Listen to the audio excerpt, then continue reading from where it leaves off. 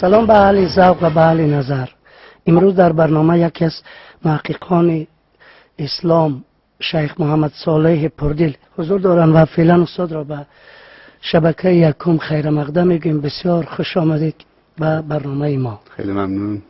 و استاد عزیز، خواستیم صحبت ما در مورد عقل و علم باشد، یعنی دو نعمتی که برای یک انسان از جانب خداوند هدیه شده است و این هدیه را باید بسیار ارزشمند بپنداریم و بسیار قدر بکنیم.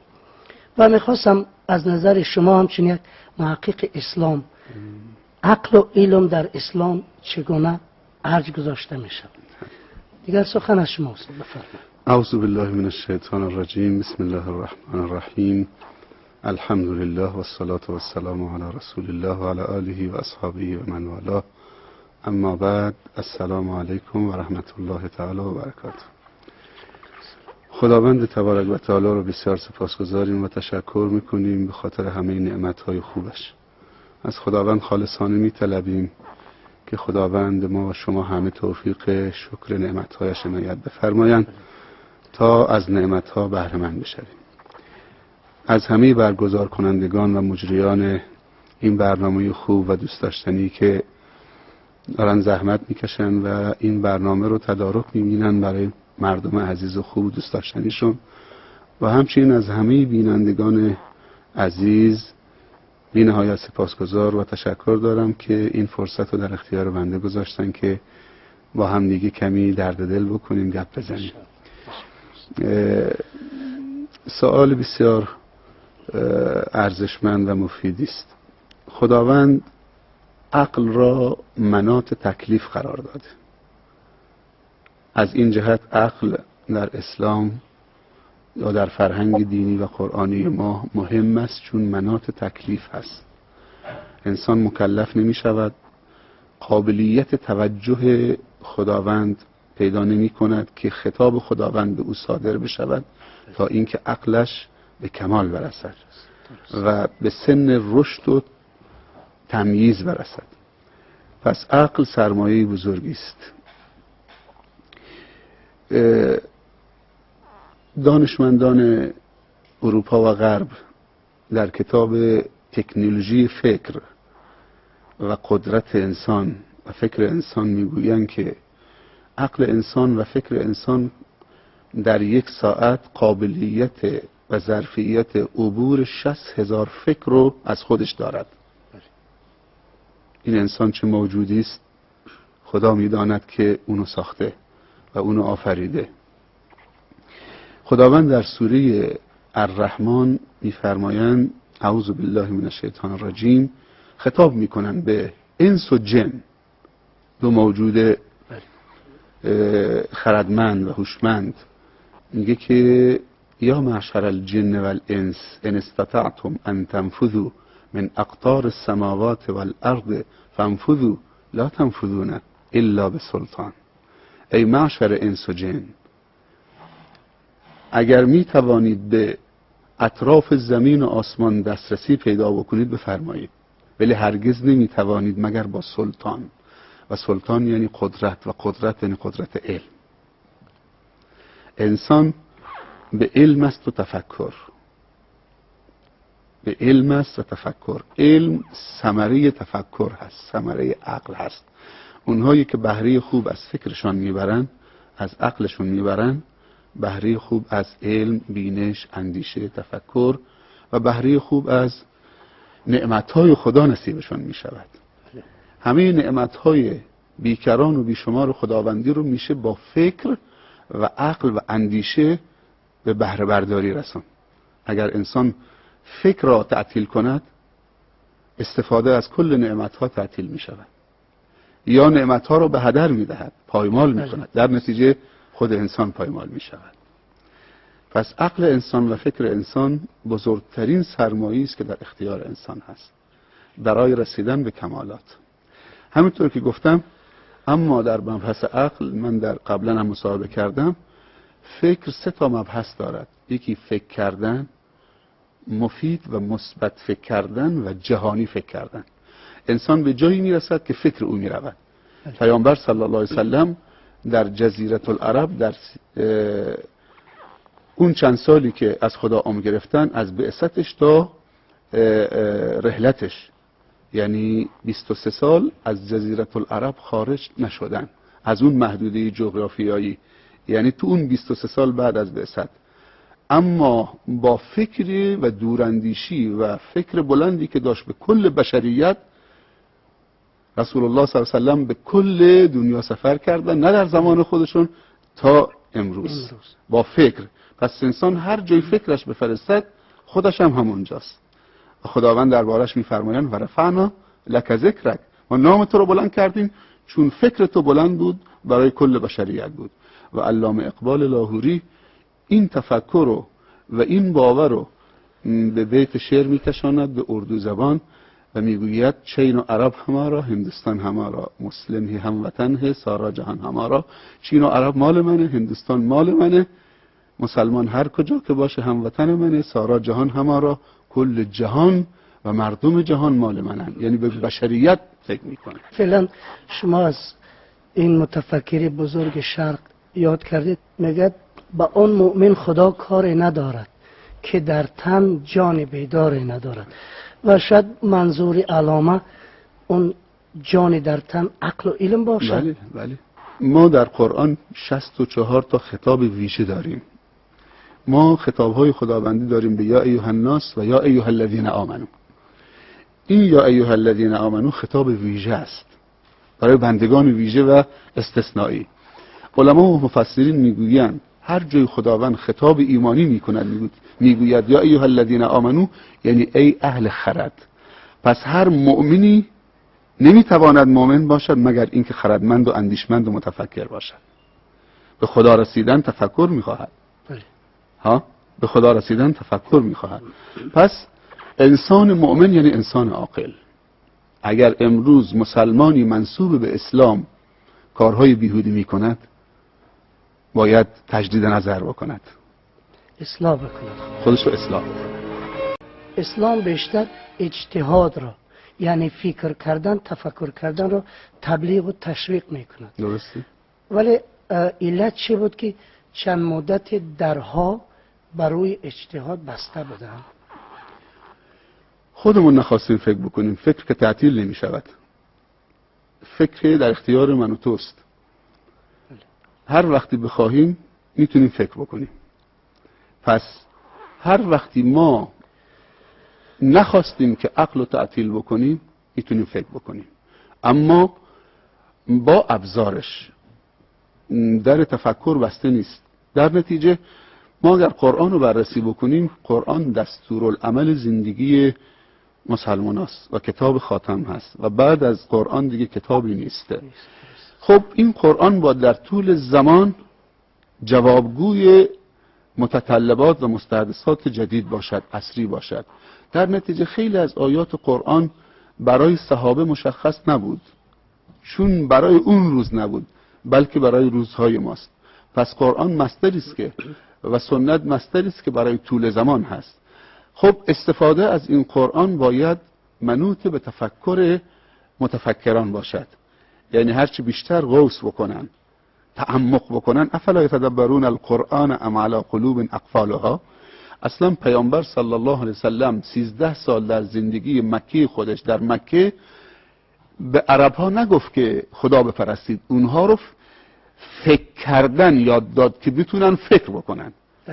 در ابتدا 13 سال فقط به عرب ها که لقب جاهلیت گرفته بودن به خاطر که فکر نمی کردن و وظیفه فکر رو تعطیل کرده بودن، فقط 13 سال فکر کردن به اونها یاد داد. وقتی که فکرمند شدن و فکر رو دوباره، وظیفه فکر رو که فکر کردن است و مثبت فکر کردن است، دوباره چه بالاخره انجام گرفت و فکرشون فعال شد، خودشون راه رو انتخاب کردن. بعد از 13 سال که فکرمند شدن، پیامبر هجرت کرده مدینه به یثرب. اینا هم دنبالش رفتن دیگه فکرمند شدن، دیگه فکرمند شدن، دنبالش رفتن.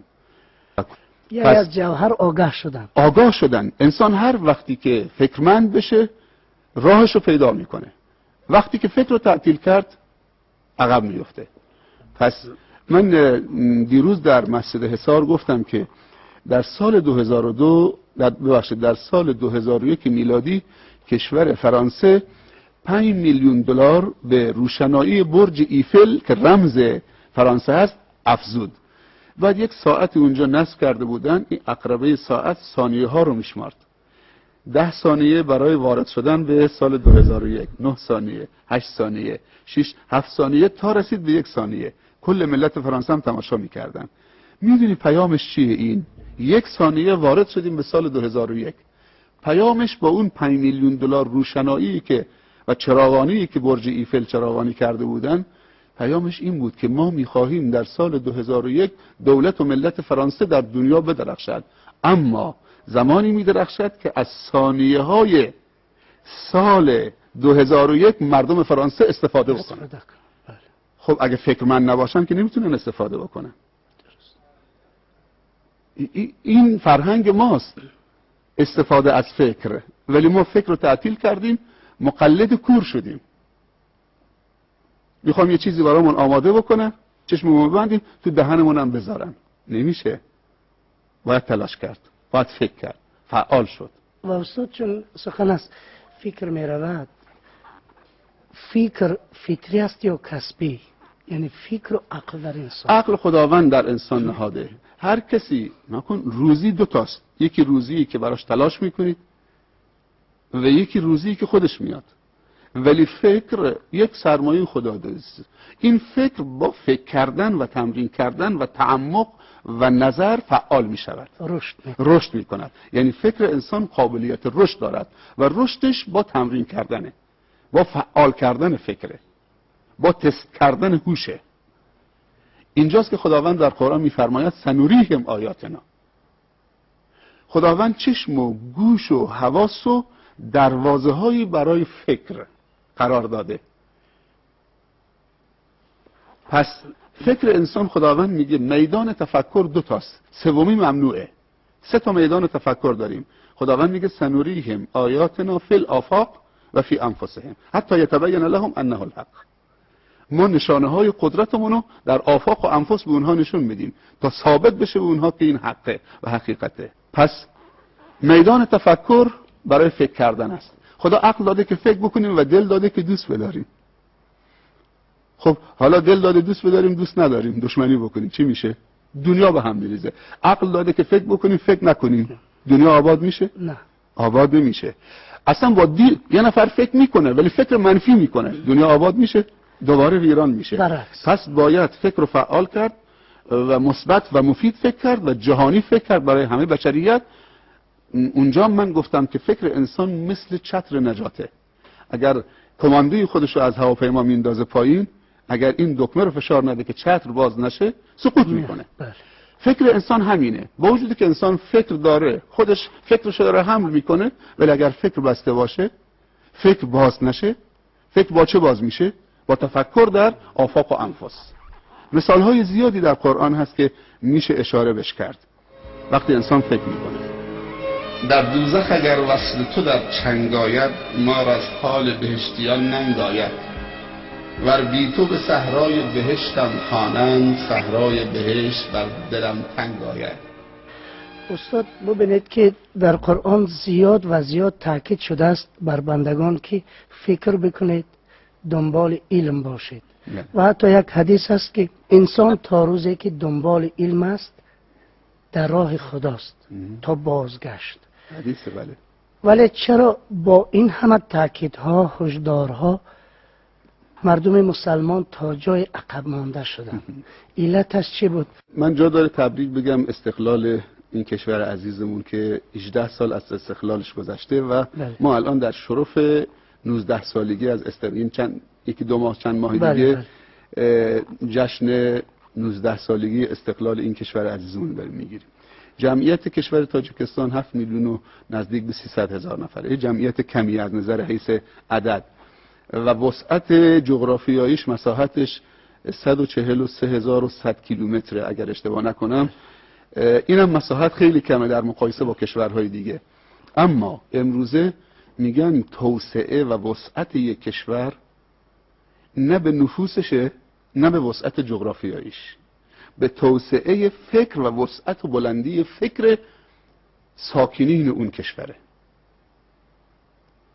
ما کشور آلمان، من آمار دادم، تحقیقات نشون داده که کشور آلمان از هر 1 میلیون نفر جمعیتش 6000 ژن برتر دارد، یعنی 6000 پروفسور مثل امام اعظم.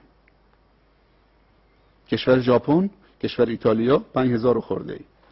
اما ممالک اسلامی از هر 1 میلیون نفر 1 پروفسور، 1 تا 1.5 تا 2. نه اینکه اینها ندارن، اینها دارن، باید کشف بشن. پیامبر صلی الله علیه و سلم فرموده الناس معادن کمعادن الذهب والفضه خیارهم فی الجاهلیه خیارهم فی الاسلام اذا فقهوا. میگه انسانها چون معدنهای طلا و نقره هستن، ولی ما دنبال کشف سنگ و سیمان هستیم، میریم تو کوه، تو دشت که معدن گچ، سنگ، سیمان کشف کنیم، در صورتی که ما باید معادن انسانی رو کشف کنیم. اون وقتی که ما فکر میکنیم، البته ما همیشه میگیم استعمار استعمار استعمار، دیگران نخواستن ما فکر بکنیم، ولی الان کی مانع من میشه که من فکر بکنم یا نکنم؟ یعنی این بهانه نمیشه. این بهانه نیست. ما به خاطر که شانه رو خالی بکنیم از مسئولیت همیشه میگیم دشمن، مخالف. ما خودمون نخواستیم، الان که مانع من میشه؟ تو خونه نشستی که مانع میشه که فکر بکنید؟ امام ابن سینا میگن پدرش همیشه بهش میگفت تو نابغه میشی پسرم، تو نابغه هستی، تو نابغه هستی، تو نابغه هستی. باورش شد، اعتماد به نفسش رفت بالا. متفکرین جهان میگن استعداد و هوش انسانها 99% از متوسط به بالاست، فقط 1% به پایینه. این اختراعاتی که در دنیا رخ داده همش نتیجه 2-3% فعال شدن فکر انسان هاست. اولین کسی که فکری پرواز کردن و بال زدن در آسمان رو اختراع کرد شخصی به اسم عباس ابن فرناس اندلسی اسپانیایی بود، از مسلمان بود، عباس، که به فکرش رسید که انسان میتونه پرواز بکنه. طرف بالای تپه کوهی بالی مصنوعی درست کرد، یه مقداری پرواز کرد. حدوداً 100 سال 100 خورده سال پیش برادران رایت، ویلبر رایت آمدن، آلمانیان، هواپیما رو اختراع کردن، ولی اون فکره پرواز رو کسی دیگه اختراع کرده. خداوند در قرآن میفرمایند اعوذ بالله من الشیطان الرجیم، برای علمایی که و دانشجویی که این کلامو میشنون که دیدشون نسبت به قرآن به عنوان یک کتابی که فقط برای یک سری چیزهای نمیدونم برای فال گرفتن، متاسفانه امروز قرآن رو برای فال گرفتن و برای تعویض نوشتن و برای نمیدونم تبرک و بوست زدن و گذاشتن و برای این نیست. خداوند میفرمایند والخیل والبغال والحمیر لترکبوها و زینه و یخلق ما لا تعلمون. این آیه قرآنی است. میگه خیل و بغال و حمیر، اسب و شتر و قاطر و اینا در اون زمان به صحابه داره میگه، خطاب به صحابه است. به اون زمان میگه اینا اسبابن وسایلن برای نقل و انتقال و زینت. هدف از خلقت این وسایل نقلیه اون زمان، بله، چارپایان اون زمان. ولی دنباله آیه رو خوب دقت بکنین، اونایی که اهل علمن و اهل نظرن. میگه و یخلقو فعل مضارع است. فعل مضارع دلالت بر چی میده؟ بر آینده و استمراریت. یعنی یه چیزی در آینده شکل میگیره و استمرار پیدا میکنه. ما لا تعلمون، این نکته خیلی مهمه. خداوند به صحابه پیامبر 1400 خورده سال پیش میگه خداوند یه روزی در آینده وسایل نقلیه رو جدید خلق میکنه، عوض میکنه که شما نمیدانید، شما ندیدید، نیازی هم نداره که شما بشنوید و بدونید اون چیه و اون هواپیماست. پیشگویی خدا قرآن این و یخلقو وسایل نقلیه برای شما جدیدن خلق میکنه متناسب با زمان شما و وابسته به تفکر شما، فکر شما که فعال میشه. پس زمانی ملت و دولت و کشور تاجیکستان عزیزمون باید جشن بگیره برای استقلالش که استقلال اقتصادی و فکری و علمی داشته باشد.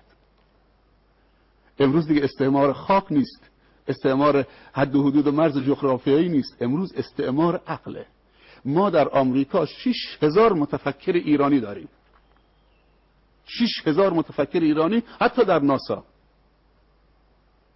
ما مقوله‌ای داریم به اسم فرار مغزها.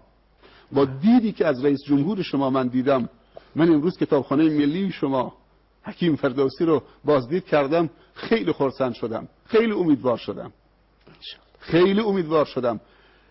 امیدواریم از اونجا بود. خوشحالیم مضاعف شد وقتی که منو بردن اونجا، کتاب‌هایی رو نشونم دادن، چیده بودن رو میز، گفتن ایشون تألیفات و نوشته های جناب عالی رئیس جمهور محترم ماست. و وقتی اون مقاله چند صفحه‌ای که خود رئیس جمهور در افتتاح جلسه این کنفرانس رو قرائت کرد، من فهمیدم که ایشون عالمن و علم دوستن و عالم دوستن و متفکرن و آینده نگرن.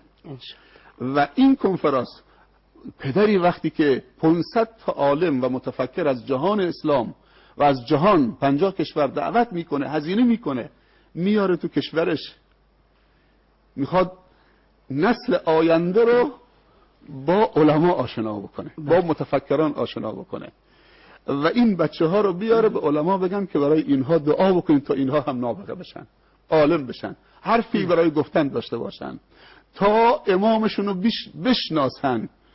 من امروز در یکی از مساجد صحبت داشتم، دکتر عمر عبدالکافی نقل میکنه در یکی از کتابهاش که امام ابو حنیفه بچه بود، در خواب دید که قبر پیامبر داره نبش میکنه، خاک برداری میکنه.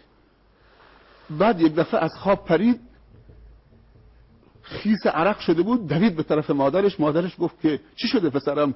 گفت خواب عجیبی دیدم. گفت خوابت چی بود؟ گفت که قبر پیامبر داشتم خاک برداری میکردم.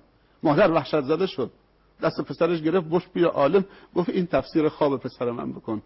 گفت شما آرام باشید، این پسر شما آینده بزرگی دارد، این تشنه میراث پیامبره، این داره جستجو میکنه، خاک برداری میکنه که به میراث پیامبر برسه و میراث پیامبران فقط علم بود. جمع آوردن این همه بزرگترین دانشمندان جهان، اینم یک کاری فکر میکنم خیلی ارزشمند است. یعنی من در یک کلمه میخوام بگم که رئیس جمهور شما انسان ملهمیه. انسان ملهمیه. ملهم یعنی چی؟ یعنی این که این فکر تو ذهنش آمده بهش الهام شده، خدا تو دلش انداخته. بله. که این خدمت، گفته پیامبر صلی الله علیه و سلم میفرمایند خیرکم من تعلم القرآن و علمه، بهترین شما نزد خداوند کسی است که علم و قرآن رو یاد بگیرد و به دیگران یاد بدهد. اگر خودت یاد بگیرید و زمینه رو برای دیگران فراهم نکنید، علما میگن اگر عالمی بگه من دعوت میکنم، تبلیغ میکنم که مردم اصلاح بشن به اندازه خودم، میگن این عالم هم حسوده، هم بخیله، هم خودخواهه. اگر عالم نیست، یعنی اگر این عالم بخیل نبود و خودخواه نبود و حسود نبود، میگفت من کاری میکنم چیزی که خودم بهش نرسیدم شاگردانم بهش برسن، اونا از من موفق تر بشن، اونا از من پیشی بگیرن. این بهش میگن استاد و مربی و خیرخواه و دلسوز. و هر انسانی مسلمانی باید شخصیت خودش رو روی زمین ثابت بکنه، بعد بره تحول آفرین باشه. هر انسان مسلمانی 5 مرحله رو باید بگذرونه، 4 مرحله ببخشید. 5 مرحله. طالب، اول باید طالب علم باشه، آدابش رو باید رعایت بکنه. میگم امام اعظم رحمت الله علیه در خونه که میخواست بخوابه، در خانه خودش، خانه استادش حماد اون دورتر بود، یعنی وقتی میخواست بخوابه یا تکیه بزنه پاشو به طرف خانه استادش دراز نمیکرد که شاید بی حرمتی باشد، پاشو جمع میکرد به طرف دیگه. چطوری ما پامون به طرف قبله دراز نمیکنیم؟ یعنی این ادب و این تواضع رعایت میشه. من داستانی نقل کردم درباره امام مالک. امام مالک در مسجد پیامبر کلاس حلقه بزرگی داشت. یکی از شاگردانش محمد ابن ادریس شافعی بود، یکی یحیی ابن یحیی اللیثی از اندلس آمده بود، از اسپانیا آمده بود، حلقه بزرگی داشت. بعد یک روز دید که شاگرداش حلقه تعلیمو یکی بعد از دیگری خالی میکنن، میرن بیرون از مسجد. یه چند نفری موندن. یکیش یحیی ابن یحیی اللیثی اندلسی بود. گفت که پسرم این همکلاسی‌هات کجا رفتن؟ گفت که استاد گفتن که در مدینه فیل آوردن. در مدینه جزیره العرب فیل نیست. اینا دارن میرن تماشای فیل. سرشو تکون داد استاد. گفت پسرم شما، یحیی بیا نزدیکتر پسرم، شما دوست ندارید برید بیرون تماشای فیل بکنید؟ این شاگرد سکوت کرد، بعد صورتشو بلند کرد، تو چشم استادش نگاه کرد، گفت استاد فیل من تویی، من آمدم به تماشای تو. استاد وقتی این ادب و این رجاحت عقل در این دانش آموز و این طلبه دید، گفت پسرم بیا نزدیک، بیا پسرم بیا نزدیک. کل وجودشو در اختیارش گذاشت. و این یحیی ابن یحیی اللیثی یکی از دانشمندان به نام مسلمانان شد و جهان شد. ادب خیلی مهمه. پس هر انسان مسلمانی باید 4 مرحله رو بگذرد. طالب علم باشد، اول آداب خودش دارد، بعد عالم میشه، بعد عامل بشه، بعد معلم بشه، بعد مربی بشه. فرق است بین معلم و مربی ها. معلم کلمات خوش که به روح هم میتونه بگه، بیاد مسائل علمی رو نقل بکنه، انتقال بده، این معلمه. ولی مربی کسی است که همراه تعلیم علم نفوذ معنوی دارد تو رعیتش، تو مردمش، تو شاگردش. نفوذ معنوی. پیامبر مربی بود، نفوذ معنوی داشت، با معلمین دیگه فرق میکرد. یعنی هم تعلیم و هم تربیت، هم تزکیه. یعنی نفوذ معنوی، بالاترین درجه مربی بودنه، که همونطور که شما تعلیم میدید، مسائل علمی رو نقل میکنید، اونو میسازید، اونو تزکیه میکنید، اونو با مسئولیت میکنید. این خیلی مهمه. جامعه ما امروز کمبود مربی داره که نفوذ معنوی داشته باشه تو شاگردانش. به من گفتن که دیروز نمیدونم سالگرد تولد پرزیدنته. من خیلی خوشحال شدم، ولی تولد واقعی زمانی است که انسان مطلب جدیدی، کلمه مفیدی، علم جدیدی، اخلاق جدیدی در زندگیش رخ بدهد. و من این کنفرانس و این سمینار رو تولد واقعی برای پرزیدنت میدونم. این تولد من بهش تبریک میگم که در سالگرد تولدش 500 عالم آورد اینجا که تولد معنوی برای خودش و برای کل مردم تاجیکستان و مردم جهان که از ماهواره پخش می شود شکل بگیرد. میلاد فکر جدید. میلاد فکر جدید. خواننده مشهور پاپ انگلیس کات استیفنز که اگر اسم اسلامیش بگم همه میشناسنش، یوسف اسلام، میگه که من سل گرفتم، بیماری سل، دعا کردم خدایا منو شفا بده، دور خوانندگی و این رقص و بزم و عیش و نوش و شراب و همه چی کنار میگذارم، خط میکشم. میگه دعا کردم، دعا از سوز بود، دعای من مستجاب شد. یه خواننده پاپ، دعای من مستجاب شد. سبحان الله، یک نفر قرآن ترجمه به زبان انگلیسی به من هدیه داد. من ورق زدم، بسم الله الرحمن الرحیم، به نام خداوند بسیار بخشنده بسیار مهربان. وقتی گفتم بسم الله، اصلا یک انقلابی در درون من ایجاد شد. این کلام غیر عادی بود، کلام بشر نبود. میگه خبرم نشد این که قرآن رو کامل کردم من الجنة و الناس.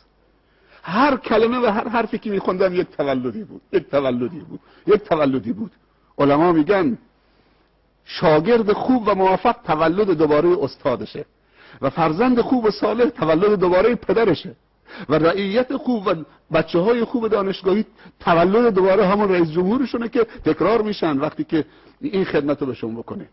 یعنی رئیس جمهوری علما سال امام اعظم قرار بده. از اون طرف هم هنوز این تمام نشده، سال آینده سال علم و تکنولوژی خواهد. بله. یعنی هم امسال نگاه کن، این حسن انتخاب بهش میگن، این توفیق هست، توفیق نصیبش شده که اول احترام به علمای دین، بعد سال بعدش سال چی اعلام بکنه؟ سال تکنولوژی، علم روز، معارف و فرهنگ تکنولوژی که ما از زمان و از پیشرفت علوم هم عقب نیفتیم، وگرنه دوباره چه همون وابستگی میاره. یعنی استاد اندیشه ها سلسله میگیرن. بله. در دوزخ اگر وصل تو در چنگ آید، ما را از حال بهشتیان ننگ آید. ور بی تو به صحرای بهشتم خوانند، صحرای بهشت بر دلم تنگ آید. و استاد واقعا میگه که علم و حکمت گم شده مومن است، او را هر جا که پیدا کند بعد بگیرد برای خود، برای سعادت خود، برای رشد و برای پیشرفت خود و جامعه. و روشن فکری را شما چگونه معنی داد میکنید؟ یعنی یک انسانی روشن فکر باید چگونه باشد؟ انسان روشن فکر به نظر من کسی که با دید عمیق به مسائل نگاه میکنه، دور اندیشی داره، بر مبنای حکمت چه قدم میگذاره. متشکرم. ما خیلی از علما داریم، فقیه هم هستن، مفتی هم هستن، جواب فتوا هم میدهند، سوال و جواب شرعی میدهند، اما متفکر نیستن. نیست.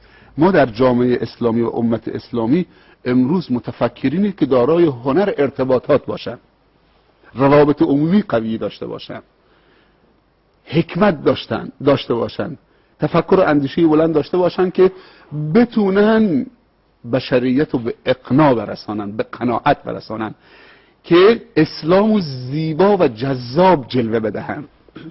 خیلی ها اسلامو میگن ولی اسلامو نازیبا میکنن، اسلامو نازیبا جلوه میدهن. ما نیاز به متفکرین دوراندیش ظریف بین داریم که تولیدگر فکر باشه، تحلیلگر باشه، بله، و تولیدگر فکر باشه، بله، و تولیدگر فکر باشه. ما همونطور که گفتم آیه در قرآن هست والذین جاهدوا فینا لنهدینهم سبلنا و ان الله لمع المحسنین. کسانی که در راه ما جهاد کردن. جهاد یعنی چی؟ یعنی بذل جهد، اون چیزی که در توانشون بود گذاشتن، یعنی بذل جهد و تلاش برای رسیدن به چه؟ به هدف، برای چیزهای ایدئال و مسائل خوب. خداوند چی میگه؟ لنهدینهم سبلنا، ما راههای رسیدن به خودمون رو نشونشون میدیم. علما میگن جهاد 5 تا جهاده: جهاد مالی و اقتصادی، جهاد تعلیمی با همه ابزارش و جهاد تبلیغی با همه ابزارش. این الان یک جهاد تبلیغی است. اینا ابزار تبلیغن. بله. ما نباید از اینا عقب بمونیم. همه ابزار زمان ما نیاز داریم. اینترنت، کامپیوتر. ما الان در خود اسپانیا و پرتغال بیش از 120,000 نسخه کتاب دستنویس مسلمان ها اونجا تو موزه نگهداری میشه، چون اسلام نزدیک به 900 سال در قلب اروپا بر نیمی از اروپا حکومت میکرده. بله. 120,000 کتاب به زبان عربی در زمینه‌های مختلف. کنگره بزرگترین کتابخانه دنیا کتابخانه کنگره آمریکاست. میشه با یک دکمه آورد تو شبکه اینترنت خودت، تو سایت خودت، با این ابزارها، با این ابزار. این بهش میگن جهاد تبلیغی. بعد داریم جهاد سیاسی. علمایی که بینش سیاسی داشته باشن، روشنفکر باشن، سیاست زمان و روز و موافق و مخالف و حاکم بر دنیا رو بدونن. ما جهانی شدن رو از دست دادیم به خاطر که فکر رو تعطیل کردیم. فکر میکردیم که نمازی بخونیم کافیه، یا تسبیح دست بگیریم هر کسی بیشتر ذکر کرد. ذکر یعنی تفکر، نه اینکه تسبیح رو شمردن، ذکر یعنی تفکر. بله، فذکرونی اذکرکم، منو یاد کنید، فکر کنید، درست به من فکر بکنید، من شما رو یاد میکنم. با توسعه، با رشد، با توفیق. ما جهانی بودیم یه روزی، ما استعمارگران واقعی بودیم. کلمه استعمار یعنی کسی که دنبال عمران آبادی است، میره جای فتح میکنه که اونجا رو آباد بکنه، نه اونهایی که به خاک و خود کشوندن ناموس مردم، بچه های مردم، فرهنگ مردم. این است که استاد مولوی میگد که مؤمن آن باشد که اندر جزر و مد کافر از ایمانی و حسرت برد. بینش سیاسی، جهاد نظامی اون آخره. اسلام دین جنگ نیست، دین وحشیگری نیست. تاریخ می نویسد که هر جای مسلمان ها فتح میکردن، ممالک کفر رو فتح میکردن، اونها اونقدر تو دلشون جا میگرفتن که اگر میخواستن حالا منتقل بشن به جای دیگه، التماسشون میکردن شما پیش ما بمونید، از اینجا نرید. اونهایی که آمدن مسلمانان رو کشتن، بعد داخل اسلام شدن دوباره. اسلام دینی است که بر قلب. میگن ابو سفیان و هند بعد از 21 سال مبارزه با پیامبر و دعوت پیامبر صلی الله علیه و سلم، وقتی که رسول الله آمد که مکه رو فتح بکنه در سال 8 هجری، 10,000 نفر مجاهد همراهش بود، اطراف مکه شب موندن، آتش روشن کردن که صبح وارد بشن. ابو سفیان و هند همسرش، هند جگرخوار، جگر حمزه رو خورد، به دندان گرفت. رفتن بالای خانه، از اونجا دور مکه رو نگاه میکردن شب. 21 سال مبارزه. امروز همون محمدی که ما بیرونش کردیم، مال و اموالش مصادره کردیم، 10,000 مجاهد داره آمده که مکه رو بگیره. فکر میکرد که محمد مثل خودشه، شون قدرت دستشه، شمشیر دستشه. اسلام دین شمشیر نیست، دین قلمه. نون و القلم ما یسطرون. دین معرفته، دین محبته، دین صفا و صمیمیته، دین خیرخواهی است. اسلام یعنی پرچم سفید. اسلام پرچم سرخ نیست، پرچم خون نیست. بله. این مرد و زن با هم دیگه صحبت میکردن، بعد یک دفعه یکیشون به دیگری گفت، حالا مهم نیست، 2 جمله گفتن. ابو سفیان به زنش گفت زن، روزی که محمد رو از مکه بیرون کردیم دل اهل مکه هم با خودش برد. زنش بهش گفت مرد، بعد از 21 سال مبارزه من میبینم که اسلام از کانال دل وارد میشه، دل رو تسخیر میکنم. بعد آمدن پایین. فرداش صبح شد، رسول الله صلی الله علیه و سلم به صحابه به 10,000 مجاهد میتونستن که مکه رو به خاک و خون بکشونن، ولی اون که ملوک نیست، اون پیغمبره، اون رحمتا للعالمینه. فرق میکنه با ملوک دنیا، پادشاهان خودخواه و متکبر دنیا. فرق میکنه، اون رحمتا للعالمینه. حتی برای ملوک و پادشاهان دنیا هم رحمتا للعالمین بود. گفت کسی شمشیرش نشونه کسی نده تو مکه که او حب انتقام بیاد، شمشیرها تو غلاف. جلو افتاد، یه چوبی دستش بود، این آیه رو تلاوت میکرد: قل جاء الحق و زهق الباطل ان الباطل کان زهوقا. بگو حق آمد، باطل نابود شد، ناپدید شد. ان الباطل کان زهوقا، حق مندگاره و باطل ناپایداره. بعد وارد شد، رفت با همون چوبی که دستش بود فکر جاهلی رو سرنگون کرد. اونجا بت‌ها رو سرنگون کرد. بت یعنی چی؟ یعنی افکاری که تبدیل به بت شده بود در درونشون، بعد تبدیل به سنگ شده بود. اول این بت‌ها در درونشون شکل گرفته بود، بعد آمده بود بیرون. بعد میزد تو شکم بت‌ها، سرنگونشون میکرد و میگفت قل جاء الحق و زهق الباطل ان الباطل کان زهوقا. بعد رفت روی پله بالا ایستاد، خطبه خوند، سخنرانی کرد، موعظه کرد. حالا اهل مکه همه ایستادن. سکوت و فرمان شد، گفت یا معشر قریش ما تظنون انی فاعل بكم اليوم. شما چی گمان میکنی درباره من 10,000 نفر همراهشا؟ امروز من چه کار میکنم در حق شما، در برابر شما؟ یک نفر بلند شد از وسط از کفار، گفت اخون کریم و ابن اخ کریم. سبحان الله، 21 سال با او جنگیدن، بیرونش کردن، ولی اونو میشناسن، میگن اخون کریم و ابن اخ کریم. تو برادر بزرگوار و با گذشتی ما هستید و بزرگواری و گذشت و از تو سراغ داریم. و ابن اخ کریم و پسر برادر کریم و بزرگوار و با گذشت. پیامبر نگفت حتی مسلمان بشید. خوب دقت بکنید، اسلام تحمیلی و اجباری نه، نفاق ایجاد میکنه. گفت اذهبوا فانتم الطلقاء، همتون برید که آزادی. وقتی عفو عمومی صادر کرد، حالا کسی نمیره. گفتن این عظمت فقط در اسلام. همه اونجا رو به قبله علم و ادب و اخلاق و بزرگواری ایستادن و گفتن این اخلاق زمینی نیست، این اخلاق بالاست. اشهد ان لا اله الا الله و اشهد انک رسول الله. جالبتر از این، ما وقتی کسی به ما بد کرده، بعد ضعیف می شود، ما انتقام از او میگیریم. اما پیامبر صلی الله علیه و سلم از این صاحب منصبان انتقام نگرفت. آمد 3 جمله گفت. گفت هر کسی به مسجد الحرام پناهنده شد در امانه. هر کسی رفت به خانه خودش پناهنده شد، در رو قفل کرد، در امانه. و هر کسی پناهنده شد به خانه ابو سفیان بزرگ مکه، در امانه. یعنی ابو سفیان رو کاری کرد، اون بزرگ بود، نگفت بهش مؤمن یا مسلمان بشو. گفت هر کسی به خانه ابو سفیان بزرگ قریش هم پناهنده شد، اون در امانه. اون قدر بهش احترام قائل شد که ابو سفیان دیگه تسلیم شد. در دوزخ اگر وصل تو در چنگ آید، ما را از حال بهشتیان ننگ آید. ور بی تو به صحرای بهشتم خوانند، صحرای بهشت بر دلم تنگ آید.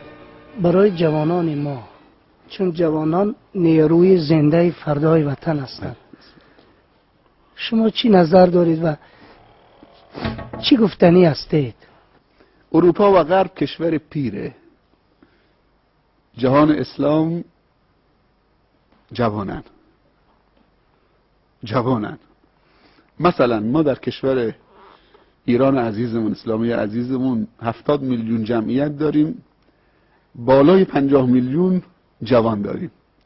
18 میلیون نفر فقط دانش آموز از اول تا دانشگاه که 7 میلیونشون متوسطه و دانشگاه میخونن. 7 میلیون متوسطه، یعنی 18 میلیون فقط دانش آموز و دانشجو داریم. کشورهای اسلامی کشورهای جوانن و جوان یعنی سرمایه پایدار، سرمایه طولانی. یعنی دانشمندان غرب و اروپا بالا سنشون از 60 به بالاست، 50 به بالاست، ولی دانشمندان ما از 25 الان به بالا هستن. یعنی خیلی ما مجال برای رشد و پیشرفت داریم. صحبت من اینه که دید ما و دید اسلام به جوانا به عنوان یک سرمایه پایدار ملی است و اسلامی است. خب جوانا دیگه خودشون تشخیص بدن که این دید ماست. امید ما یعنی جوان و نسل آینده. خب این امید زمانی تحقق پیدا میکنه، تحقق بخشیده میشه و زمانی این سرمایه تبدیل به سرمایه واقعی میشه که این شخصیت جوان شکل بگیره، اول با تعهد بعد با تخصص. من خلاف این مقوله هستم که ما پزشکان و مهندسان و متفکران لازم داریم اما بی تقوا لازم نداریم. پزشک بی تقوا، مهندس بی تقوا، متفکر بی تقوا. ما دو تا مقوله داریم، تعهد و تخصص. طلبه هایی که از دنیا خبر ندارن، عالم دین هست، نماز میخونه اما از دنیا خبر نداره، این بازم ما مشکل داریم. متخصص هست، متفکر هست اما از دین دوره، اینم نه. متخصص و متعهد یعنی کسانی که هم پایبند مسائل دینی باشن و اخلاقی و ارزشی باشن و هم چی؟ و هم اهل فن و تخصص باشن. من دوستی داشتم از مناطق شیراز، پیرمردی بود، ایشون هجرت کردن به امارات. ایشون تعریف میکرد از فرزندانش، میگفت روزی که فرزندانم میخواستم بفرستم آمریکا برای تحصیل، 3 تا پسر دارم. گفتم دست بده بابا، من کل زندگی میفروشم، خرج تحصیل تو میکنم، کسب علم تو در آمریکا میکنم، تو هم یه دست به من بده. وقتی رفتی اونجا فقط درس بخونید، نرید اونجا کاباره، بار، سیگار بکشید، رقص بکنید، نمیدونم دیسکو برید، کارهای دیگر بکنید، بعدم یک زن مسیحی با خودت بیارید تو به عنوان همسر. دنبال علم باشه، دنبال علم. میگه پسرم دکترای ژنتیک گرفت، یک نخ سیگار در اون 15-16 سالی که تو آمریکا بود که همه چی آزاده، یه نخ سیگار نکشید. بعد سیگاری نشد، سیگاری هم نشد، دکترای ژنتیک گرفت، برگشت گفت بابا منو داماد کن. یکی از دخترای مؤمن منطقه خودمون، هم دین خودمون، هم کیش خودمون. 2 تا پسرام دیگه رفتن آمریکا، دکترای شیمی گرفتن آمدن، لب به سیگار نزدن. 3 تا پسر، یک دکترای ژنتیک، 2 تا دکترای شیمی، مؤمن. میگفت این سرمایه. من تعهد دادم، اونم تعهدشون عمل کردن، درس خوندن، برگشتن، هر 3 تا پروفسور شدن. من توصیه من اینه که جوانان درس بخونن، مطالعه مفید داشته باشن، وقت بذارن برای درس خوندن، هدفمند درس بخونن و از هر نفس استفاده بکنن و اکتفا نکنن به کتاب‌های دانشگاه و درسیشون. مطالعه متفرقه هم داشته باشن، مطالعه چه غیر مقرر و اجباری هم داشته باشن تا سعه فکرشون و افق فکرشون باز بشه.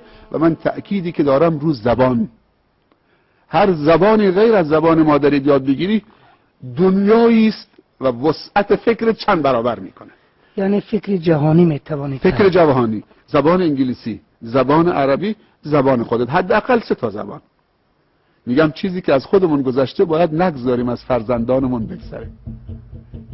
امروز اگر تو این کنفرانس یه جوانی من دیدم گفت من فوق لیسانس و دکترا در دانشگاه ریاض میخونم، مترجم هستم. من اینقدر از تاجیکستان به خودش معرفی کرد، من خیلی خوشحال شدم، یعنی از خوشحالی گفتم الحمدلله. یکی دیگه به من گفت، یه جوانی معرفی کرد تو کنفرانس، گفت ایشون ترجمه عربی رو تو کنفرانس میکردن.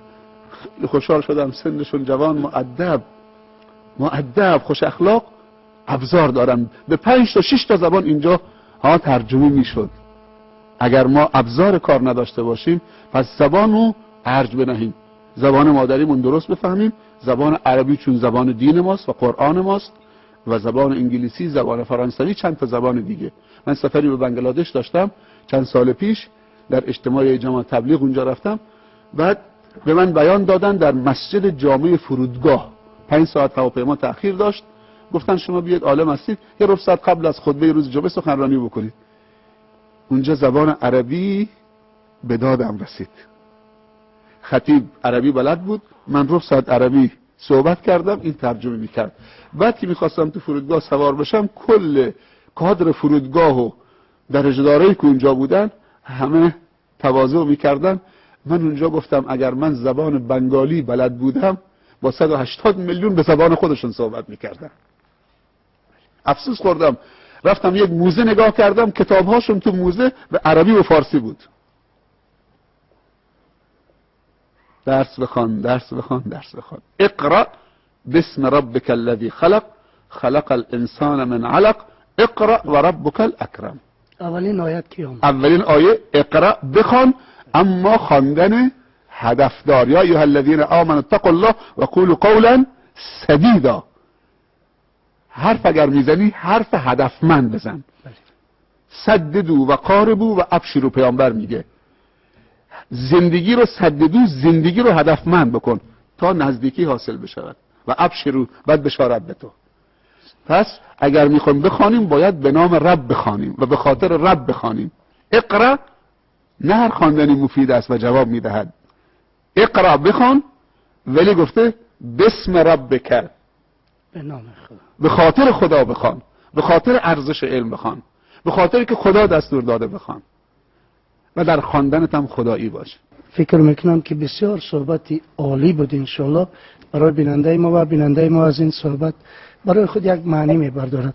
این انشالله مستفید شد از این صحبت و تفکر میکند که پس چه باید کرد، یعنی رسالت انسان در این دنیا برای چیست.